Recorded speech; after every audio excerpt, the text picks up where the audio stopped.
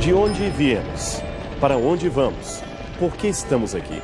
Há milênios, essas perguntas intrigam a humanidade e antes de temer as possíveis respostas ou se angustiar pela ausência de algumas delas, devemos entender que perguntar é um dom, uma arte que só o ser humano possui em meio a todos os seres que vivem nesse planeta. E esta talvez seja uma das principais peculiaridades que nos separam dos animais. Albert Einstein costumava dizer que a arte de formular perguntas talvez é mais importante que a de oferecer respostas. São as perguntas simples que só uma criança consegue fazer, que depois de feitas, conseguem trazer uma nova luz a muitas de nossas perplexidades existenciais. Diz o velho ditado, quem procura, acha. Este é realmente um pensamento popular verdadeiro. Quem procura alguma coisa com afinco, determinação, perseverança e usa dos meios disponíveis para que a busca o leve ao sucesso, com certeza achará o que está procurando. Isso também é uma verdade espiritual dita por Cristo. Ela está registrada na Bíblia Sagrada, mais especificamente no Evangelho de Mateus, capítulo 7, verso 7, que diz: Pedi e dar-se-vos-á, buscais e achareis, batei e abri-se-vos-á. E por ser uma verdade espiritual, temos muito a aprender com ela no que diz respeito à sede pelo conhecimento. E de todas as perguntas mundiais há milênios formuladas, está a indagação de onde viemos. A busca pelas circunstâncias reais que resultaram no surgimento da raça humana parece motivar o intelecto de muitos racionais dos tempos modernos. E o tipo de resposta que se der a esta questão pode determinar o rumo filosófico da maioria de nossos conceitos. No programa de hoje, vamos conhecer um pouco acerca da mais famosa proposta sobre a origem da humanidade, a saber, a teoria da evolução das espécies. Muitos erroneamente acreditam que Charles Darwin foi o pai do conceito da evolução, ou o primeiro a propor que o homem evoluiu a partir de formas primatas que o antecederam. Mas isto não é verdade. Já bem antes dele, seu avô Erasmo Darwin fora um famoso evolucionista cujas obras sobre o assunto haviam sido traduzidas para vários idiomas. Na verdade, é possível encontrar sugestões da ideia evolucionista já nos monumentos gregos, babilônicos e egípcios da antiguidade. 4 séculos antes do nascimento de Cristo, o filósofo grego Empédocles supôs que o universo estava em estado de desenvolvimento gradual, afetando tanto a seres vivos quanto a matéria inanimada. Acreditando numa espécie de naturalismo pré-socrático, ele esboçou o que podemos citar como sendo os primeiros passos rumo ao futuro pensamento teórico evolucionista. Sobrevivente é aquele que está melhor capacitado. E isto foi aproximadamente 2.460 anos antes de Darwin. Até a segunda metade do século XVIII, a maioria das pessoas consideravam que as espécies, uma vez surgidas, se mantiveram inalteradas ao longo do tempo, ou seja, nunca se modificaram desde a criação do mundo até os dias de hoje. Para os que criam na Bíblia, isso equivalia a dizer que os animais estão hoje na exata forma e variedade que tinham quando Deus os criou no Jardim do Éden, que não sofreram qualquer alteração ao longo dos anos. Essa conclusão era o resultado de uma leitura errônea de Gênesis, capítulo 1, verso 12, que diz que quando Deus criou cada animal, o fez segundo a sua espécie. Para eles, isso significava inalterabilidade dentro da espécie, e sendo assim, qualquer ideia de mudança, por exemplo, de um urso original, cuja espécie se adaptou, fazendo surgir novos tipos de urso-panda, polar, etc., seria contrária à palavra de Deus. Mas o fato é que a Bíblia, em canto algum, nega a possibilidade de variação dentro das espécies. Esta interpretação é chamada de hipótese fixista e ela é hoje descartada pela maioria dos especialistas em biologia do mundo inteiro. Mas, naquela época, era largamente aceita. A partir, porém, do começo do século XIX, alguns especialistas passaram a defender a ideia de uma hipótese evolucionista ou transformista que considera as espécies atuais como resultado de lentas e sucessivas transformações sofridas ao longo de suas gerações. E cabe aqui um esclarecimento. O conceito de espécie é bastante complexo até hoje entre os biólogos e naturalistas. Por mais de 2 séculos, eles buscaram um consenso que até hoje não parece ter sido atingido. A definição pode parecer simples, mas não é. A princípio, um pardal é diferente de um cachorro e um gato é diferente de um peixe. Por isso dizemos que são de espécies diferentes. Mas quando a diferença é entre um urso polar e o urso asiático, a coisa se torna mais complicada. Como diferenciar, então, um pinguim real de um pinguim marroquino? Ou ainda, de um lince canadense e um lince europeu? Seriam esses animais da mesma espécie, do mesmo gênero ou apenas da mesma família? O problema é que alguns biólogos veem diferenças importantes entre esses animais, o que desaprovaria dizer que são da mesma espécie. Outros, porém, não veem diferença alguma. Assim, para se evitar maiores celeumas, as espécies são definidas apenas com base nas suas características físicas e também na sua capacidade de reprodução, é o que é chamado de isolamento reprodutivo. E isso tem uma implicação muito importante. É que, embora a Terra esteja repleta de espécies que se interagem de inúmeras maneiras, elas estão biologicamente separadas umas das outras. E esta é uma boa argumentação contra a origem comum das espécies defendida pelo evolucionismo.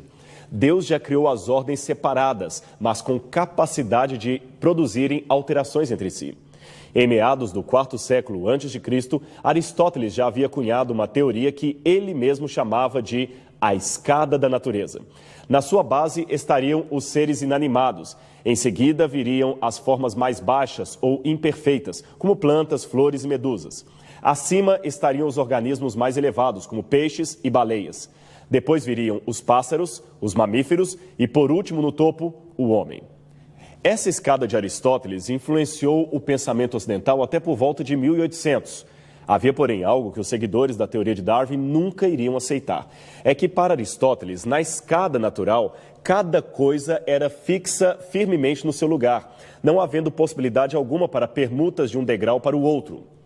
Assim, durante a segunda metade do século XVIII, começaram a surgir as primeiras ideias transformistas, contrariando aqueles dogmas essencialistas e fixistas que dominavam firmemente o pensamento ocidental há muitas gerações. O centro da polêmica deixou de ser o fato de existir ou não a evolução, passando a ser o mecanismo dessa evolução. 2 novas áreas de conhecimento vieram revolucionar a visão da ciência relativamente ao mecanismo de transformação ou de formação das espécies. A primeira seria a sistemática, que procuraria organizar as formas em grupos aproximadamente específicos. E a segunda, um novo conceito de espécie que advogava a possibilidade antifixista de uma espécie vir lentamente se modificando ao longo dos anos até chegar a esta forma final que conhecemos. Foi tão extraordinário o desenvolvimento científico do século XVIII que o botânico sueco Carl von Linné estabeleceu um sistema hierárquico de classificação dos organismos que ainda hoje é usado. Seu imenso catálogo, denominado Sistema da Natureza, começou como um pequeno folheto e, depois de anos de estudo, passou a compor vários volumes. O curioso é que Linné era um crente fervoroso das Escrituras e, originalmente, seus estudos eram uma tentativa de refletir o plano divino da criação e demonstrar a organização de Deus. Porém, ao ser lido por outros, os seus conceitos passaram a ter outro viés: permitir aos cientistas identificar semelhanças e diferenças entre os seres vivos, deduzindo a partir disto que haveria uma possível origem comum a todos eles, o que forneceu terreno fértil para as futuras ideias evolucionistas. Mas, na concepção de Linné, a semelhança vista, por exemplo, entre algumas flores, não significava parentesco, mas estilo. Elas eram semelhantes porque refletiam o estilo artístico do próprio Deus. O problema é que seu conceito, embora verdadeiro, acabou reforçando a errônea ideia do fixismo. Apresentando um novo conceito de espécie, o pesquisador Georges-Louis Leclerc, conde de Buffon, acreditava que poderiam haver variações dentro de uma mesma espécie. Sua monumental enciclopédia ilustrada, chamada História Natural, chegou a ter 44 volumes, e ela continha algumas das primeiras especulações evolucionistas. Os 3 primeiros volumes saíram em 1794. Quando Buffon morreu, mais de 32 volumes já haviam sido publicados. Os 9 últimos saíram apenas após a sua morte. Ele apresentou um conceito novo de espécie como sendo unidades isoladas com capacidade de reprodução e transformação entre si mesmas. No quarto volume de sua obra, ele especulou abertamente sobre a possibilidade de espécies muito similares terem se originado de um mesmo ancestral.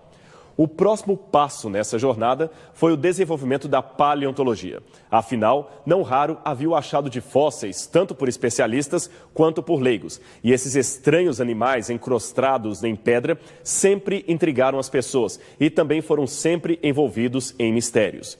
Na Idade Média, pensou-se que eram restos de dragões, obras de demônios ou um tipo de seres vivos criados por alguma força do inferno para enganar os homens. No século XVIII, porém, o estudo desses animais em pedra, reconhecidos então como fósseis, tomou ares de maior cientificismo e revelou a presença de espécies distintas em cada estrato geológico, espécies que não existiam na atualidade, contrariando assim a imutabilidade defendida pelo fixismo e abrindo margem para uma grande extinção em massa ocorrida em algum canto do passado. Em 1799, o naturalista Georges Cuvier, que também confessava crer no relato contido nas Escrituras, tomou a história bíblica do dilúvio como base para propor uma nova teoria, a hipótese do catastrofismo, que considerava o dilúvio bíblico como uma ocorrência múltipla e localizada. Para ele, foi uma série de cataclismos locais sucessivos, tais como glaciações, dilúvios, terremotos, etc., que teriam aniquilado as formas de vida pré-existentes em determinadas zonas geológicas, sobrevivendo a cada um desses cataclismos um novo povoamento com novas espécies vindas de outros locais. Deste modo, ele explicava a descontinuidade entre os estratos geológicos. Seguidores de Cuvier levaram sua teoria ao extremo ao acreditarem numa espécie de sequência de catástrofes globais que teriam destruído a totalidade das espécies da Terra, sendo depois repostas por novos atos da criação divina. Essa teoria, portanto, tenta encontrar um meio termo entre o fixismo, que considera correto, e as evidências fósseis encontradas.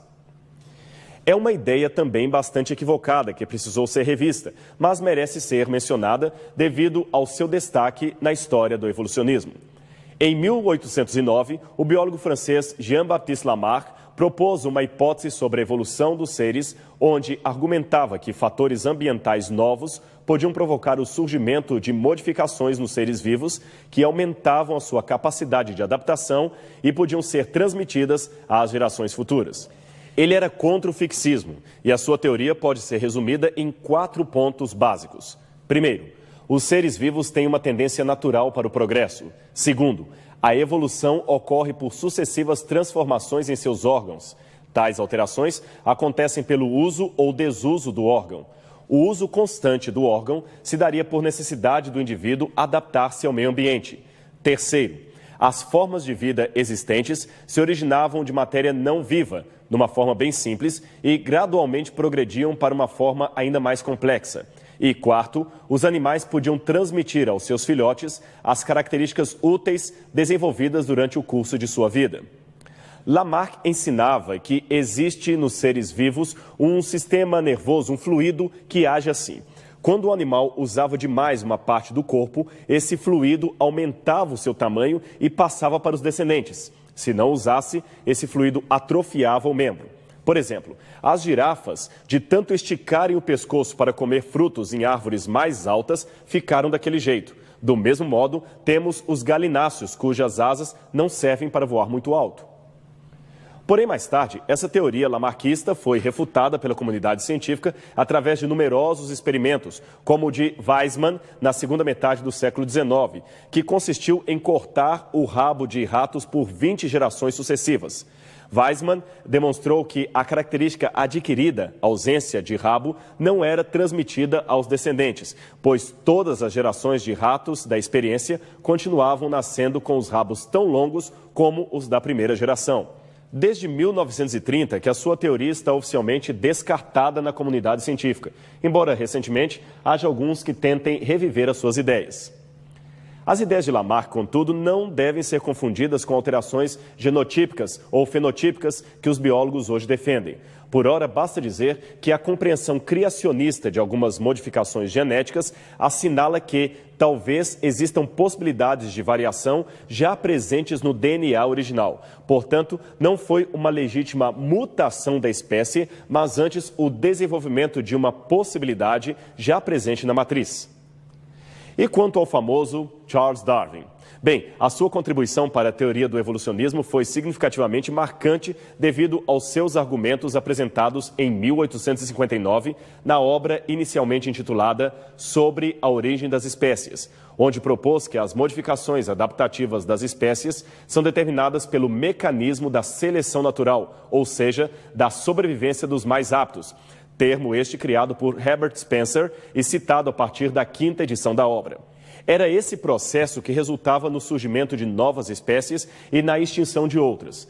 A teoria evolucionista de Darwin, ou darwinismo, causou grande impacto na sociedade inglesa e americana. E, apesar da falta de provas conclusivas e também de alguns questionamentos teóricos, ela foi aceita como a melhor explicação para a origem de inúmeras espécies de organismos vivos que hoje conhecemos. Curioso é notar que nos seus 2 livros, A Origem das Espécies e A Origem do Homem, Darwin usou pelo menos umas 800 vezes a frase "podemos supor que", "é provável" ou sentenças semelhantes. Como se vê, a falta de evidências impedia-o de ser categórico em suas afirmações, embora, em alguns casos, mesmo a falta de evidências e a contrariedade do senso comum não o impediram de afirmar a sua nova teoria. Veja, por exemplo, essa sua declaração publicada no 6º capítulo de Origem das Espécies. Parece absurdo ou impossível, eu o reconheço, supor que a seleção natural pudesse formar a visão com todas as inimitáveis disposições que permitem ajustar o foco a diversas distâncias, admitir uma quantidade variável de luz e corrigir as aberrações esféricas cromáticas. Quando se afirmou pela primeira vez que o Sol é imóvel e a Terra gira em torno dele, o senso comum da humanidade declarou falsa a doutrina. Mas sabe-se que o velho ditado, vox populi, vox dei, não se admite em matéria científica. Mas também não se admite em matéria científica suposições que não se tenham como provar ou, no mínimo, evidenciar para uma boa hipótese de trabalho. Note que, noutra parte do livro, Darwin mesmo admitiu que a sua teoria podia ser invalidada. Veja este outro trecho que ele mesmo escreveu. Se pudesse ser demonstrado que existiu algum órgão complexo que não pudesse ter sido formado por modificações leves, sucessivas ou numerosas, minha teoria estaria completamente destruída.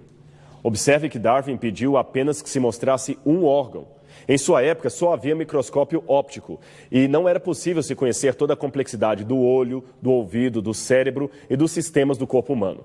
Embora Darwin tenha pedido apenas um órgão complexo para mostrar-lhe a impossibilidade de sua teoria, existem vários. Todos os órgãos são complexos. Bastaria mostrar-lhe uma célula. Mas vamos voltar um pouco na história e descobrir como Darwin teve o seu insight acerca da evolução das espécies. Foi nessa escola em Edimburgo que Darwin começou seus estudos de medicina no ano de 1825, com apenas 16 anos de idade. Abandonando o curso, transferiu-se para Cambridge, onde iniciou o estudo de teologia, conforme o desejo do pai. Em 1831, abandonando mais uma vez a carreira estudantil, Darwin entrou a bordo do navio HMS Beagle e partiu para uma expedição de naturalistas numa viagem de estudo em alguns países da América do Sul, notadamente o Brasil e as ilhas do Pacífico. Foram 5 anos de excursão a bordo do navio e Darwin tinha em torno de 22 anos. Durante todo o trajeto, ele fez observações e coletou espécimes. Nas Ilhas Galápagos, próximas ao Equador, ele observou que algumas espécies de pássaros tinham o bico mais afiado que outras. Ao invés de compartilharem os mesmos animais, cada ilha de Galápagos parecia ter as suas espécies particulares, próprias de sua flora e fauna. Havia, por exemplo, mais de 12 tipos de tentilhões. Todos tinham o bico ligeiramente diferente um do outro, o que lhes permitia consumir alimentos diferentes e viverem em lugares distintos.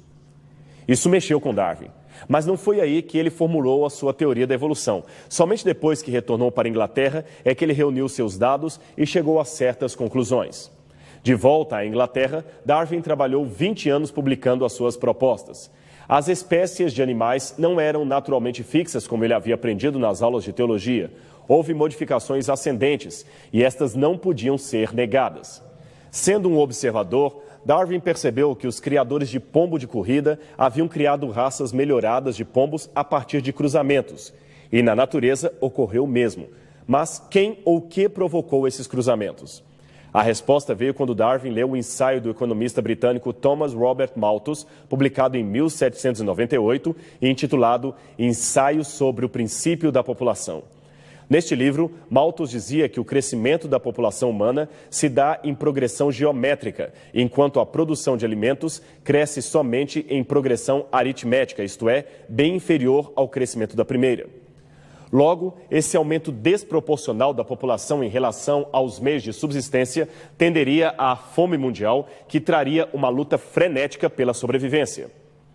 Daí Darwin concluiu que a luta pela sobrevivência era o que motivava essa transformação dos seres. E é o que mais vale para hoje, ou seja, o mais apto é aquele que sobrevive.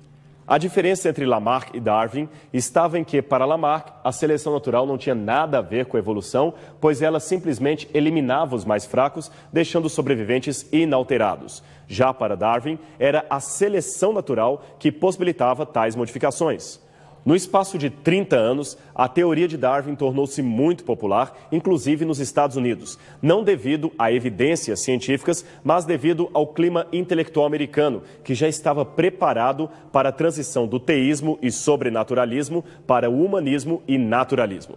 Mas, estranhamente, em 1842, Darwin decidiu deixar Londres e ir para esta fazenda no interior do país, onde viveria praticamente isolado de tudo e de todos. Alguns pensam que ele estava apenas procurando um lugar mais adequado para o seu repouso, enquanto outros pensam que estava sofrendo de depressão por alguma razão ainda inconclusa. Ora, não poderia também ser isso o resultado mental de se proclamar uma teoria que negue a existência de um Criador? É difícil ser dogmático. Mas o fato é que os próprios biógrafos de Darwin se espantam com a sua atitude e não escondem que em pouco tempo a sua saúde, especialmente a saúde emocional, começou a declinar. A depressão era tão grande que Darwin sentiu que não viveria por muito mais tempo. Ele então tomou providências para que o seu livro fosse publicado póstumamente. Mas o curioso é que ele viveu mais de 40 anos, sempre sofrendo de um grande distúrbio psicológico, o que foi para muitos agravado com a morte trágica de sua filha Anne Darwin. A morte de Anne, como a menina era chamada, foi o motivo determinante para Darwin perder completamente a sua fé em Deus. Devido ao seu isolamento voluntário, Darwin estava demorando para colocar em público as suas ideias. Até então ele só trocava correspondências com alguns amigos e guardava seus manuscritos. Até que em 1858, ele recebeu uma carta de Alfred Russel Wallace, naturalista que trabalhava no sudoeste da Ásia e que escrevera um livro com ideias muito semelhantes às suas. Para não ficar atrás, então Darwin publicou em 1859 o famoso livro Origem das Espécies. Ao contrário do que é erroneamente divulgado, Darwin nunca se retratou de suas ideias, nem se converteu em seu leito de morte. Seus insights foram modificados num ou noutro aspecto, como por exemplo na corrente do neodarwinismo. Mas, em essência, eles continuam os mesmos até hoje e ainda influenciam a mentalidade moderna. Mas seria mesmo a proposta de Darwin a melhor alternativa que teríamos sobre a origem do universo e do próprio gênero humano? Podemos realmente dizer que o evolucionismo é a resposta definitiva para a pergunta de onde viemos? Portanto, não perca o nosso encontro, pois esse será o tema do próximo programa Evidências.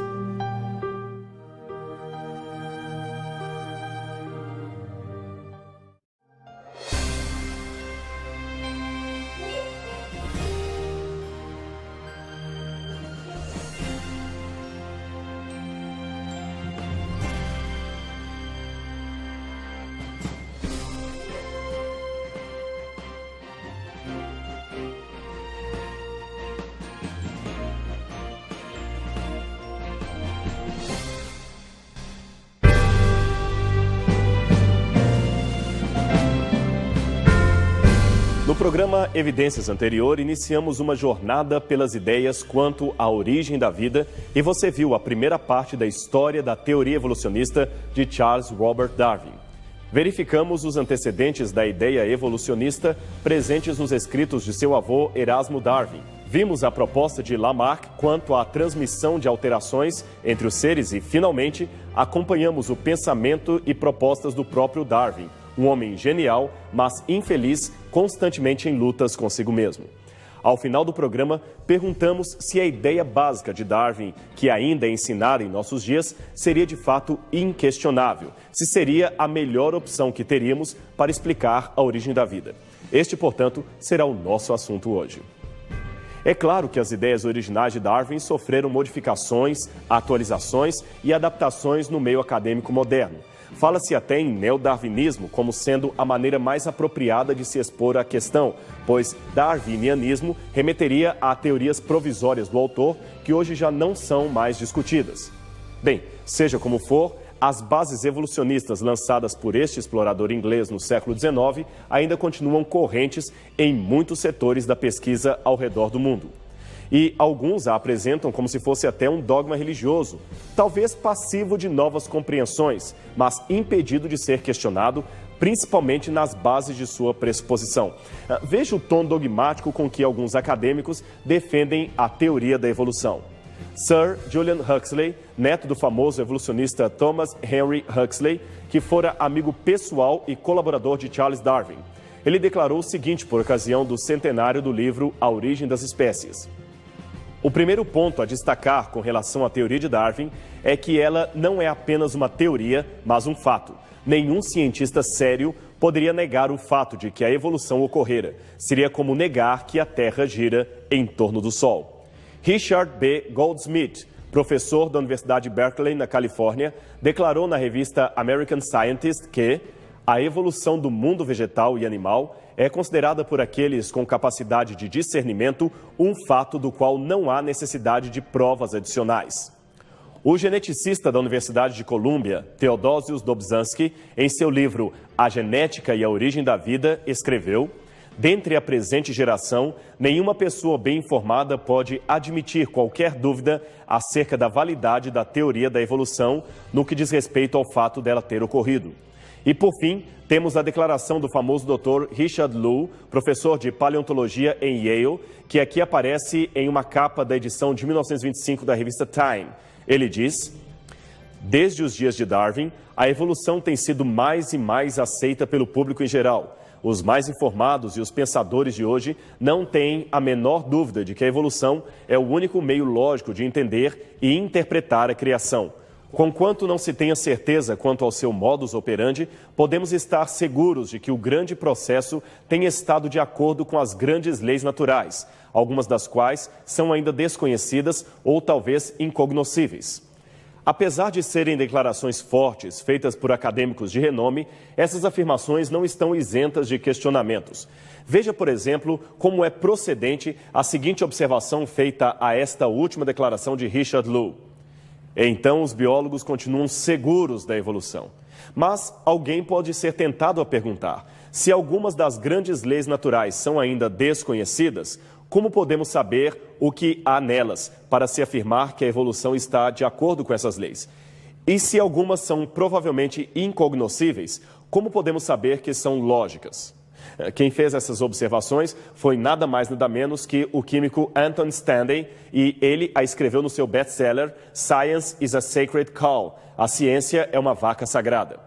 Como o próprio nome diz, o livro, publicado originalmente em 1950, foi uma crítica àqueles cientistas que, devido à sua formação acadêmica, sentiam-se superiores aos demais intelectos, fazendo-se, inclusive, afirmações dogmáticas sobre aquilo que não haviam conseguido provar. Era realmente um livro polêmico, mas saiba que até o próprio Albert Einstein fez elogios e recomendações à leitura desse material.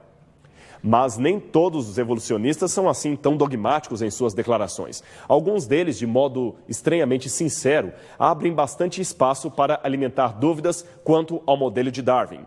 Horácio H. Newman, por exemplo, foi um zoologista da Universidade de Chicago que chegou a declarar que Apenas os ignorantes, dogmáticos e os debilitados conseguem imaginar uma alternativa de crença além da evolução. Mas veja o que ele mesmo foi obrigado posteriormente a admitir. Relutante como possa ser ter de admiti-lo, a honestidade compele o evolucionista a admitir que não há nenhuma prova absoluta da evolução orgânica. Isso está em seu livro Evolution, Genetics and Eugenics, publicado em 1932. Até um famoso professor de Harvard, Ernest Mayr, também admitiu: o fato da teoria sintética evolucionária ser tão universalmente aceita não é uma prova de sua exatidão. A teoria básica é, em muitas diferentes instâncias, dificilmente mais que um postulado. Apenas uma observação. Postulado quer dizer uma suposição assumida sem qualquer prova que a evidencie. Veja agora alguns trechos do prefácio do livro Origem das Espécies, edição comemorativa dos 100 anos, escrito pelo famoso entomologista Sir W.R. Thompson, diretor do Commonwealth Instituto de Biologia e Controle de Ottawa, no Canadá. Como bem sabemos, existe uma grande divergência de opinião entre os biólogos, não apenas acerca das causas da evolução, mas inclusive acerca do seu processo atual. Esta divergência existe porque as evidências são insatisfatórias e não permitem uma conclusão acertada.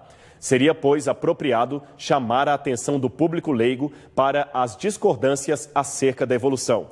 Contudo, recentes declarações de alguns evolucionistas dão a entender que eles defendem esta irracional posição. Tal situação, de manter o crédito perante o público pela supressão do criticismo e a omissão das dificuldades, é anormal e indesejável na ciência. E são muitos os cientistas, mesmo não religiosos, que afirmam categoricamente não acreditar nos postulados evolucionistas do neodarwinismo. Aliás, você já ouviu falar de um movimento chamado Dissidência Científica de Darwin? Trata-se de um movimento mundial, inaugurado em 2001 pelo Instituto Discovery dos Estados Unidos, que reúne centenas de cientistas do mundo inteiro, dos mais diferentes países e categorias, mas que afirmam unanimemente, sem dificuldade alguma, a sua discordância pública da teoria do evolucionismo. A lista dos afiliados, atualizada anualmente, já possui mais de 700 cientistas, todos com doutorados na área de química, física, biologia, medicina e áreas afins, que publicamente declaram o seguinte: nós somos céticos em relação às alegações de que as mutações aleatórias e a seleção natural podem ser responsáveis pela complexidade da vida. Seria importante que se encorajasse um estudo mais minucioso das evidências apresentadas em favor da teoria darwinista.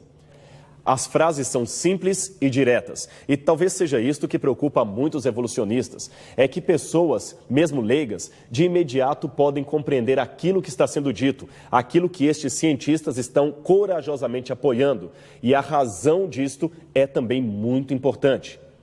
A publicação desta lista na internet incomodou tanto que a reação foi imediata. Em 2006, por exemplo, o escritor de ciências do jornal The New York Times, Ken Chang, escreveu um artigo argumentando que poucos biólogos, mas muitos evangélicos, haviam assinado a petição contrária a Darwin.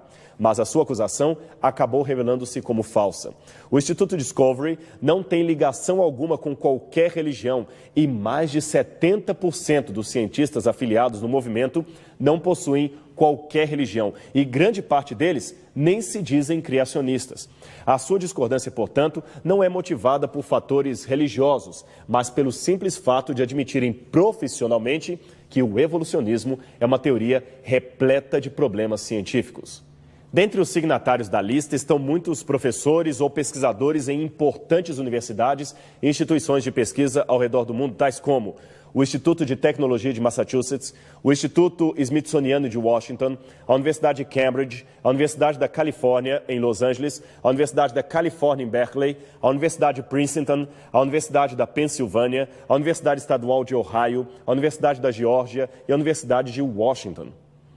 Só para citar alguns dos poucos proeminentes que também fazem parte da relação anti-evolucionista do Instituto Discovery, temos, por exemplo, o Dr. Philip Skell, membro da Academia Nacional de Ciências dos Estados Unidos, o Dr. Lyle Jensen, membro da Associação Americana para Avanço da Ciência, o Dr. Stanley South, catedrático de Biologia Evolucionista e vários autores de livros didáticos, como, por exemplo, o Dr. Richard von Sternberg, também catedrático de Biologia Evolucionista e membro do Instituto Smithsoniano, além de ser pesquisador do Centro Nacional de Informações e Biotecnologia do Instituto Nacional de Saúde dos Estados Unidos. Ah, e tem mais. O Dr. Giuseppe Sermonti, editor da Revista de Biologia, o mais antigo periódico do mundo sobre biologia, ainda em circulação, e o Dr. Levi Belosov, embriologista da Academia de Ciências Naturais da Rússia.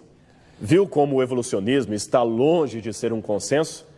Mas por que isto não é tão divulgado pelos meios de comunicação em massa?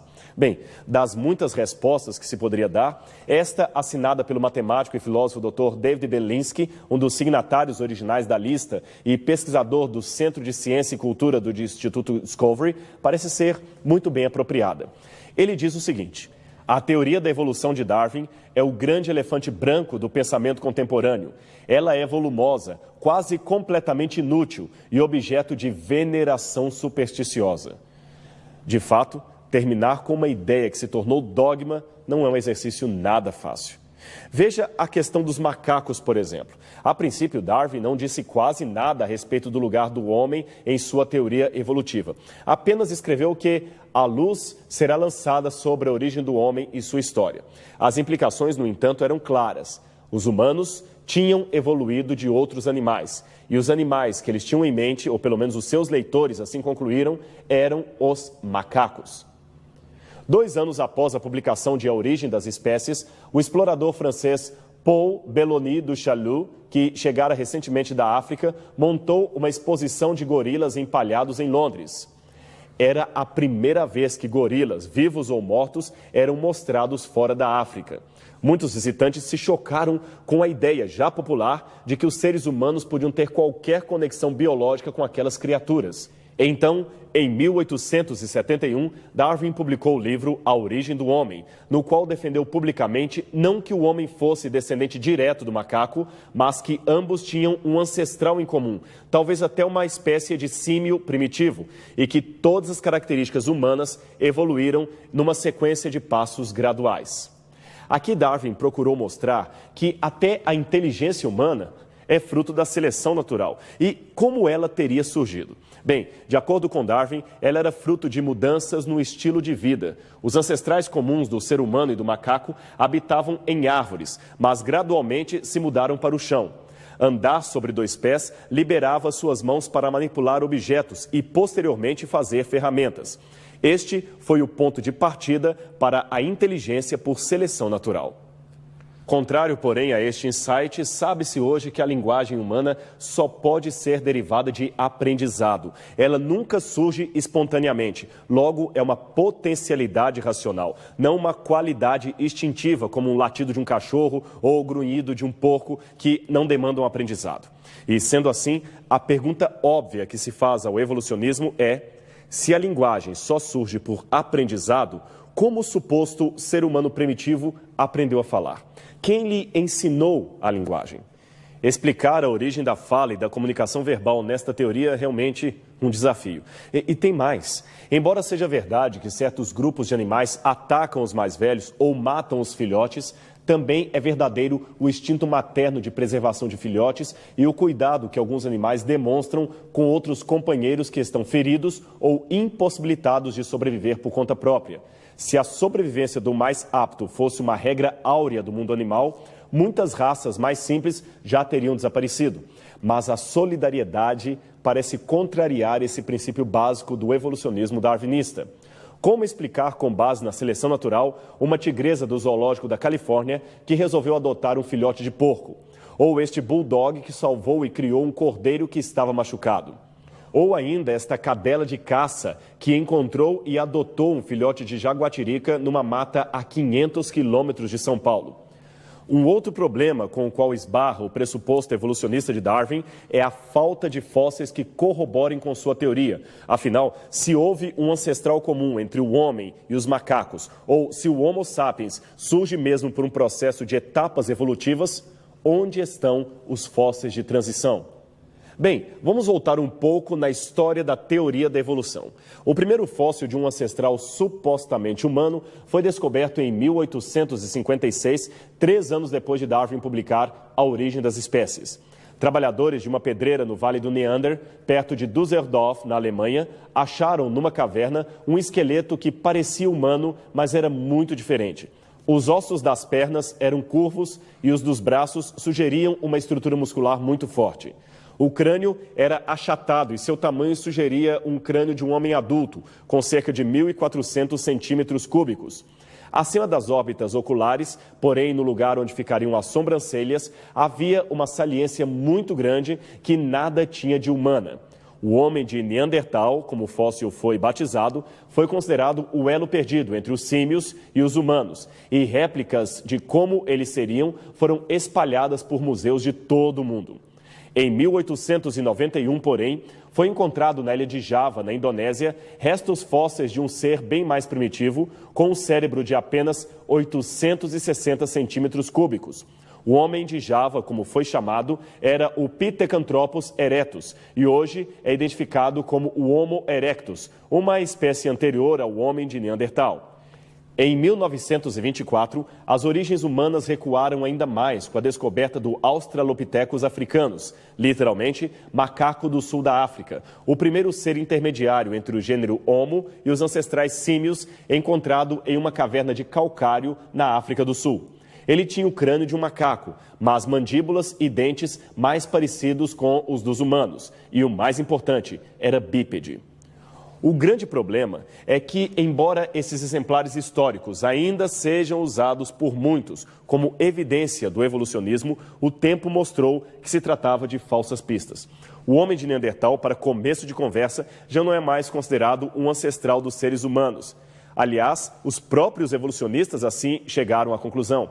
Ele seria apenas um parente distante. Segundo estudos feitos por uma junta de cientistas alemães, americanos e franceses, a partir do DNA mitocondrial, os fósseis encontrados na Bélgica descartam a ideia de que os neandertais pertenceriam de fato à linhagem humana. E o curioso é que era esta uma das principais evidências apresentadas a favor do evolucionismo. Quanto ao exemplar encontrado na ilha de Java, o seu descobridor foi o explorador holandês Eugène de Bois, e tudo o que ele encontrou foram uma caixa craniana occipital e um fêmur e um dente molar, todos em lugares completamente diferentes. Gratuitamente, ele supôs que pertenceriam ao mesmo ser. Como o crânio era símio e o fêmur humano, supôs ser um macaco que andava em pé. Nasceu assim o Pithecanthropus erectus. O estranho é que Eugène de Bois não permitia mais ninguém examinar os fósseis. Somente 35 anos depois, o Dr. Herdlicka, do Instituto Smithsoniano, foi examinar o achado e se espantou com a pobreza das evidências. O achado foi então desconsiderado no mundo acadêmico. No início do século XX, estes 3 geólogos, sendo o do centro famoso Charles Dawson, encontraram no sul da Inglaterra o que seria um crânio humano perto de um maxilar semelhante ao de um macaco. A sua descoberta ficou famosa e foi batizada de o Homem de Piltdown. Um segundo crânio encontrado na mesma região pelo professor Arthur Smith Woodward confirmou aparentemente a tese da primeira descoberta e convenceu a maioria dos pesquisadores de que o homem de Piltdown, então chamado Eanthropus dawsoni, era o tão sonhado elo perdido e que o mesmo tinha pelo menos 500 mil de anos. Testes, porém, feitos a partir de 1950, mostraram que o crânio, datado em centenas de milhares de anos, era, na verdade, o crânio de um homem moderno. E o maxilar nada tinha a ver com o crânio. Era apenas a mandíbula de um macaco e esta era tão velha quanto o ano de sua descoberta. Tudo não passava de uma trapaça. Muitos também foram levados a crer que os embriões de seres humanos e de animais passavam por vários estágios evolutivos, recapitulando o próprio processo da evolução. Para evidenciar o seu parentesco, dispuseram-se fotos que aparentemente comprovariam que embriões de seres humanos, galinhas, peixes e macacos eram de fato muito similares. Esta ideia, então classificada como lei biogenética, foi cunhada por volta de 1860 pelo médico alemão Ernest Haeckel, um dos principais aliados de Darwin, juntamente com Huxley. Ele dizia que a ontogenia recapitula a filogenia, ou seja, a recapitulação embriológica. A sua tese era de que um organismo em estado embrionário recapitularia os traços evolutivos da natureza e se pareceria tremendamente com outro, evidenciando assim a sua origem comum. Uma vez que Haeckel também era versado artista, veja aqui o quadro que ele mesmo desenhou e apresentava em seus debates contra o criacionismo. Note como os embriões de um ser humano se parecem com os de um porco, de um peixe, de uma salamandra e de outros animais que perfazem o desenho. O argumento evolucionista era quase irretorquível, não fosse um pequeno detalhe. Tudo, novamente, não passava de uma fraude. Quem descobriu inicialmente a farsa foi o Dr. Hittmeyer, professor de Zoologia e Anatomia Comparada da Universidade de Basileia, em 1868. Ele e outro cientista de Leipzig, o Dr. Wilhelm, mostraram que os desenhos de Haeckel foram uma modificação fraudulenta de outros originais. Uma das grandes incógnitas do evolucionismo moderno está no fato de que, mesmo sendo hoje largamente reconhecido que os desenhos de Haeckel foram fraudados, o seu esquema continua sendo ensinado em livros de biologia estudados em todo o mundo. Eu tenho aqui algo para mostrar a você. Trata-se da réplica de um fóssil que, por anos, serviu de argumento ao evolucionismo. É o Archaeopteryx, mas, nesse caso, não se trata de uma fraude, e sim de uma má compreensão dos fatos. É que ele tinha garras nas asas, dentes no bico e cauda acima do normal, além de ser coberto de penas. Julgavam, com base nisto, que seria um réptil de asas, logo um legítimo exemplar de um elo perdido, isto é, de um ser que seria meio réptil, meio ave. Na época em que o fóssil apareceu, evolucionistas argumentavam que ele era o elo perdido e criacionistas contra-argumentavam que os avestruzes até hoje também possuem garras nas asas e os gansos dentes no bico e nem por isso deixavam de ser apenas aves. O problema é que, quando encontraram os primeiros fósseis do Archaeopteryx em 1850, esses estavam bastante incompletos. Devido à semelhança de seus ossos com os desse dinossauro chamado Compsognathus, confundiram-no com um suposto lagarto emplumado, que hoje estaria extinto. Numa segunda tentativa, classificaram-no como sendo um Pterodactylus, mas isto também estava errado. Hoje, sabe-se finalmente que se tratava apenas de uma ave e nada mais. Mas um engano pior do que este aconteceu em 1922 e envolveu nada mais, nada menos que o respeitadíssimo paleontólogo Dr. Henry Fairfield Osborn, que aqui aparece junto a dois outros cientistas no escritório do Museu de História Natural de Nova York. É que o Dr. Osborn recebeu naquela data um dente fóssil que foi encontrado nos depósitos do Pleoceno, no estado do Nebraska. Osborn era, na época, o diretor do Museu Americano de História Natural e, encantado, proclamou que o dente possuía características do homem e do chimpanzé, portanto seria um ancestral comum a ambos. Vários cientistas de renome apoiaram o paleontólogo que chegou a publicar no Jornal de Notícias Ilustradas de Londres o desenho de como seria o dono do dente e a sua fêmea, então tecnicamente chamados de Hesperopithecus. Este dente suscitou debates e, num deles, o mesmo foi mostrado como sendo uma prova cabal e irrefutável da ascendência animal do homem. O problema é que em 1927 outras partes do esqueleto foram encontradas e descobriu-se que o dente era de um porco. Hoje, o mesmo museu mostra orgulhosamente a reconstrução em resina de Lucy, uma Australopithecus que, segundo supõe-se, seria a verdadeira ancestral da raça humana. Mas seu esqueleto também está fragmentado, e já existem vozes como a do antropólogo Michel Cremo, autor do livro Hidden History of the Human Race, A História Secreta da Raça Humana, que discordam da interpretação de Lucy como legítima ancestral humana. Bem, para quem sabe ler, um pingo é letra. Esperamos que estes exemplos o levem a uma visão mais crítica daquilo que comumente se diz. E, aliás, é por estas e outras razões que muitos acadêmicos de renome ainda preferem a velha máxima bíblica sobre as origens. Aquela que diz, no princípio, criou Deus os céus e a terra. A certeza de que temos um Criador que nos ama e que dá um sentido à história ainda é, e sempre será, a melhor das alternativas quanto à origem e o futuro da humanidade.